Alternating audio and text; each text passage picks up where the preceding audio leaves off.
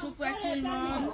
C'est vrai que j'ai voulu vous faire une grosse surprise, puisque vous savez, c'est normal de fois de surprendre les internautes, notamment nos fans, nos abonnés, les 1 million d'abonnés de TikTok de Mariam Touré, la présidente la plus chic à Guinée-Conakry, notamment la maman, vous savez, la petite villageoise, il n'y a pas de souci. Alors, ce soir, vous savez, hein, c'est aujourd'hui la première cérémonie du mariage biologique de l'ONG assistée une tête de chance, notamment notre taxi motard. Je dis bien, il s'appelle l'Emosi mondial, l'Emosi biologique, l'Emosi KLP. Ah, c'est ça, vous savez, hein, son mariage aujourd'hui. C'est la première partie, la cérémonie c'est aujourd'hui. Ça a débuté donc, suivez-nous petit à petit. Et je vous présente notre épouse biologique. Elle n'est pas n'importe qui, hein. C'est une étudiante internationale. Elle est très chic. On peut faire ça. Mon chéri nous accompagne. On va aller. Mais les gars, ils veulent quoi. On peut faire ça. Hey, aujourd'hui, là, on va prendre feu sur